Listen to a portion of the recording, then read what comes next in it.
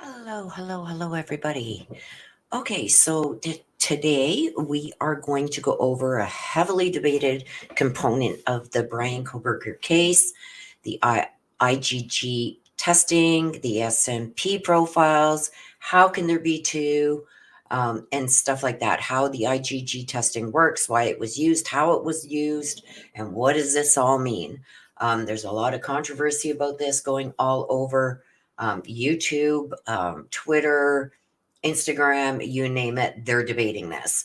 So I figured that I'm going to do this and try and hopefully squash rumors and stuff like that and bring you guys what this all means. Okay. So if you're not subscribed, please hit the subscribe button, the notification bell, so you don't miss any of our content, and feel free to share this out where you can on your socials. So, defense for Bryan Kohberger is seeking information regarding the IGG testing that was done by the FBI. So, right at the beginning of this case. We're also going to cover the widely controversial two SMP profiles that were produced and how that happened. But before we start, I want to say that the IGG is not the only thing that pointed towards Bryan Kohberger before his arrest. Okay, there was a security guard at the complex where Bryan Kohberger lived. I believe he was also a security guard for the state of Washington University or whatever that was there. And he's the one that brought attention to BK and let police know early on that Bryan Kohberger owned this white Elantra when the information regarding the Elantra was put out as a car of interest. At that time, he really didn't stand out as an Elantra owner until the IGG testing linked his father to DNA that was left on the sheath. Okay. So then they started investigating BK. Okay. So now they did this IGG testing, and it came back that he is an offspring of Bryan Kohberger's father. This comment from the security guard that Bryan Kohberger owned this white Elantra. It was in close proximity to Moscow, Idaho, where this all took place. So they started investigating Bryan Kohberger, as they should have. Anybody that would have links, especially now that they have this IGG, and we're going to go over that, that kind of links the Kohberger name to that knife sheath. Okay. So then they started investigating BK. Okay, got search warrants for his phone records and reviewed the CCTV TV footage along with the GPS, other investigations. So they got search warrants for his phone records.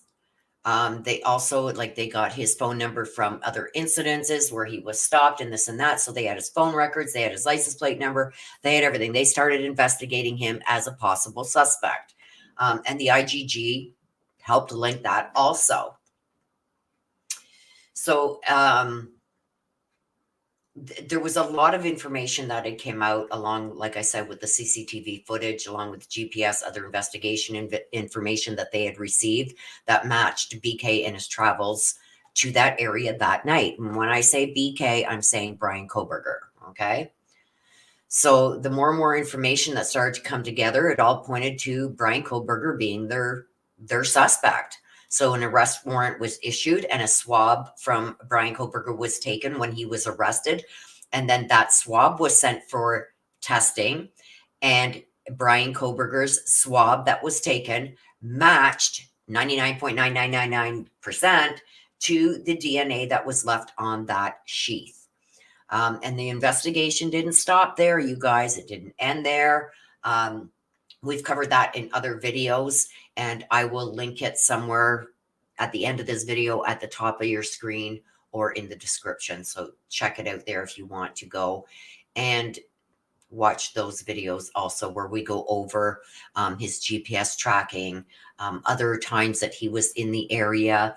We go over cell phone towers, and what put him in that area, etc. Those are in other videos. So we're not going to go in depth about that again.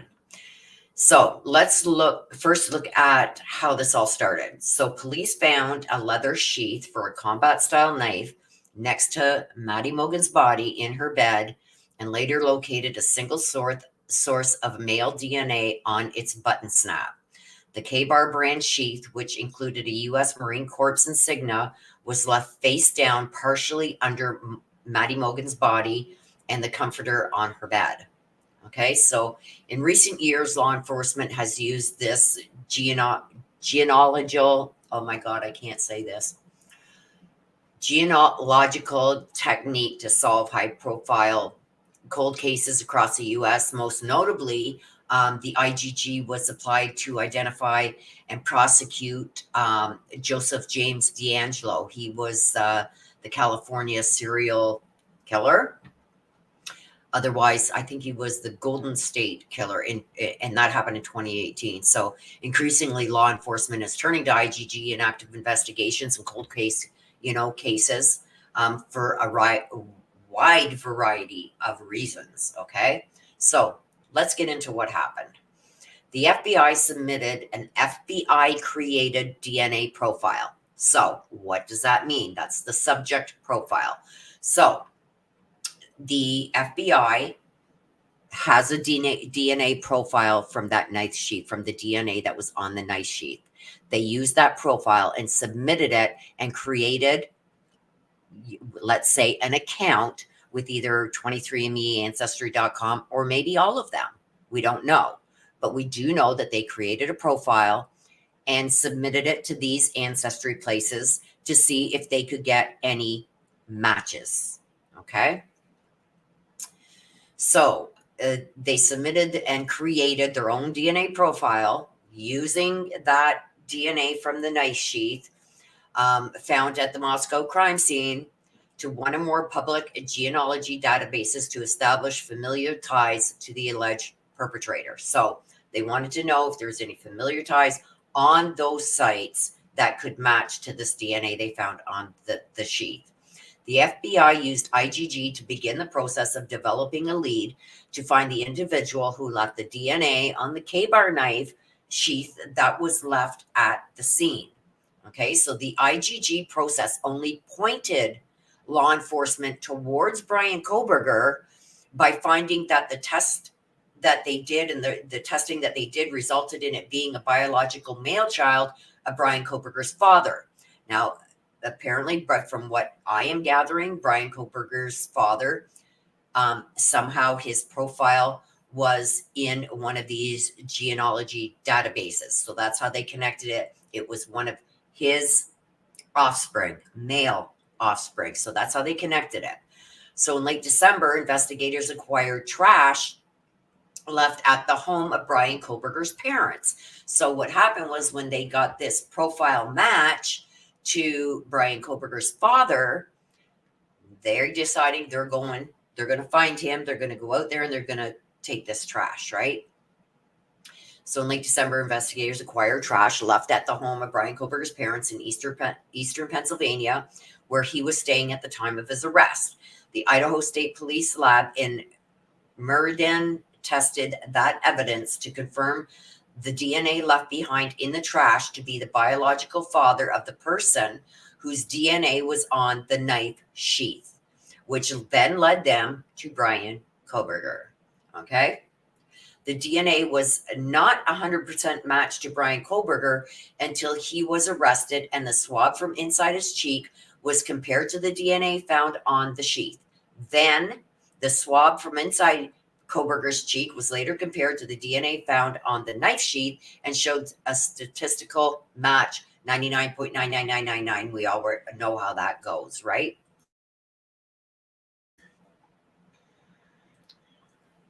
Okay, so after Kohberger was in custody, the FBI deleted the genealogy profile that they had created on the public website. And they are required to do that per U.S. Department of Justice policy. This is done in every case. So it's not just the Bryan Kohberger case. So if they create these fake profiles, you could say, using the DNA from a crime scene, they put a profile into these genealogy databases and say, find my family. You know what I mean? But once they've got a hit or they find the information that they need, they have to take that off the site. They have to delete it. Okay. So this is done in every case to protect the identities of non-participants or non-suspects in the crime, as well as for other policy rules. So now let's look at the two profiles that were created and how this happens. We're talking about the SMP profiles, right? The true crime community has gone crazy over these two separate SMP profiles that are being discussed regarding the DNA profile, right? So with very little effort and time researching this and looking all over, there's a very logical reason for two different SMP profiles being created. Now, those who don't understand how this testing works at different facilities and how different profiles can be generated and how this happens, well, we're going to hear this explained. Okay. So hopefully this squashes, let me just get it up here, and explains how this could happen. So let me just get this up on screen.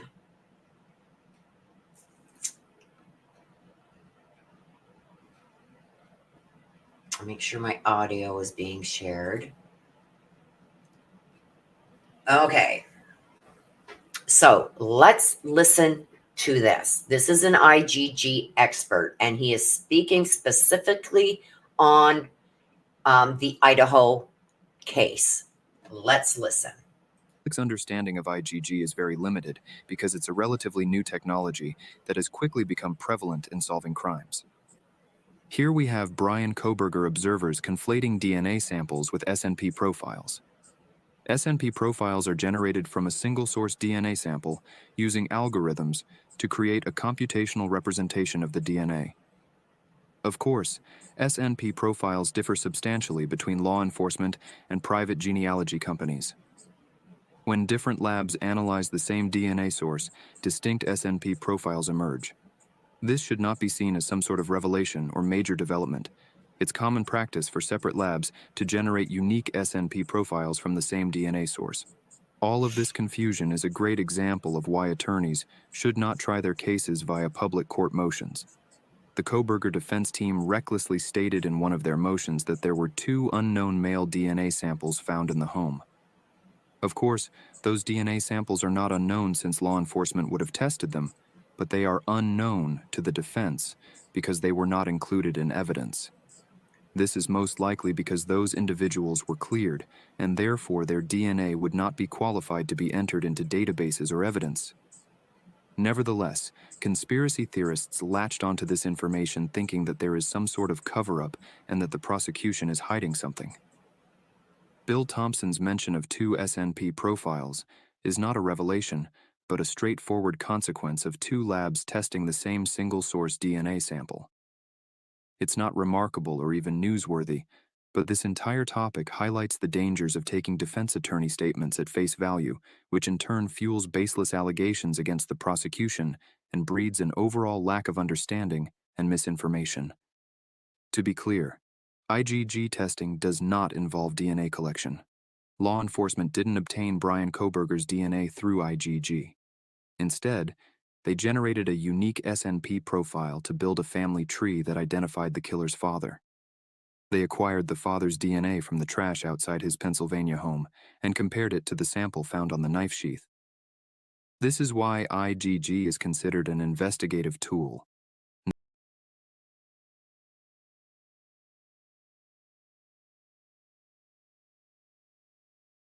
Okay, so as we seen there, this is an expert. If you want to go and see the full coverage of that, you can head over to GLR Investigates, and he has a whole spiel that he does there, and this part of this clip is on his video that he does cover it. I will link his video to this in the description box below. So if you do want to go over and check out his video on this, you can go and check that out. So right there, this guy explains everything about how this could happen, etc. Right? So as we see here, this is how things happened and how the prosecution is not using the IGG information in their case and feel that it's not discoverable to the defense. The defense says it is discoverable. I personally don't see how the information regarding IGG itself is going to help really the defense. They just want to know about it, which I get. I do believe that the people that have their DNA and stuff like that in those databases should be protected at all costs. And I don't see how it's going to change anything. You know what I mean? It's not like there's some exculpatory evidence there that when they did this IGG that somebody other than Bryan Kohberger's father was found, or that it could be him or whatever. The defense is still saying it's discoverable. They want it. I'm saying personally, it's like, give it to them, redact anything like of other people's names that are maybe in that family tree, or, you know, stuff like that, that isn't related to this case specifically. Redact that, protect them. That's the last thing we need, is people showing up at all kinds of people's doors that have no clue why these people are, you know, hounding them and trying to get information. They have, you know, no information on this or whatever. So I do understand it. And if we weren't living in the world that we were living in, it wouldn't be a concern. But we have seen it happen in other cases where innocent people have been harassed and stalked and swatted and all kinds of stuff, doxed, the whole 9 yards. So I do believe that it should be redacted, except for the parts that are specifically to this case. I think they should, the other people should be protected at all costs, right? So I don't see personally how it's going to help, but are they entitled to it? I'm kind of on the fence. I do think it should be turned over with all the irrelevant information and irrelevant people that could be in there redacted. You know, as to any other persons named in that family tree, how they got there, I think that should be redacted, but just give it to them. The judge is going to review it all once it's submitted to the court, and then he will decide what, if any, of the procedural IGG information has to be disclosed to the defense.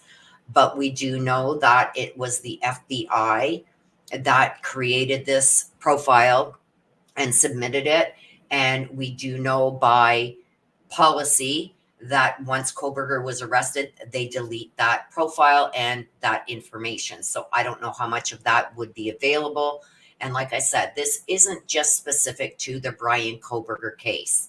This is any case that they have used IGG for. They have to delete it, and that is their policy. Okay. So I guess you could go on to the U.S. Department of Justice website and look up the policy regarding this. It is there. So anyway, so that's my information on this right now, you guys. And like I said, there was more that led. It's not just this IGG or that profile from, you know, the DNA that has, to me, led them to be able to arrest Bryan. His car, the only having a front license plate, it being on CCTV, the GPS puts him there. His phone puts him basically there. There's just so much other evidence that points to Bryan Kohberger. And this is just one of those pieces. I don't think that this is going to hurt the prosecution's case, because we do know that this was used to identify and prosecute the California serial killer known as the Golden State Killer in 2018, and that stuck. And they found him by using this same method. So I don't see it harming the prosecution for using this IGG or how they went about getting the information that they got. I don't see it happening. And the prosecution is probably going to use cases where they've used it before, like the Golden State Killer in 2018, stuff like that, where they've used it and got a successful prosecution. So that's what I got, you guys. Let me know. Please be respectful. Let me know what you think in the comments below. I know that there's still going to be Bryan Kohberger supporters out there that are going to come up with other theories and everything else, and more ways to try and debunk, all the information and all the evidence that they have against Bryan Kohberger. I mean, I'm going to say 90% positive they've got the right guy. I will say 100% positive if once the trial concludes, once it goes to jury and I've heard all the evidence, if I am still convinced that it's him, I will say 100%. So right now I am giving a little bit of leeway there. I need the defense to convince me it's not him. I don't know if they're going to be able to do that. I'm leaving that door open. I'm not impressed really with what the defense is trying to use, like 1874 law and stuff like that. I hope they come hard. I hope they come with some evidence that can't be explained away. And if they can, great. If they can't, bye-bye Bryan Kohberger. And like I said, right now I'm saying 90%. I'm leaving that 10% to allow the defense to convince me that it wasn't him, because I am only going by right now what I have seen legit from paperwork, from court documents, from court hearings. I'm not going on conspiracy theories. I'm not going on stuff that people are planting in other people's heads out there. I ain't doing it. I'm going by what the evidence is today. Now, I'm waiting for the defense to prove the state wrong. Okay? So, let's see what happens. Anything more comes out, you guys, I will go over it, but this has been irking me for some time now. And I just wanted to go over this and show you guys the bare bones of it. Okay? Till the next time, you guys, please take care of yourselves. Please stay safe. Love you guys to the moon and back. Bye-bye for now.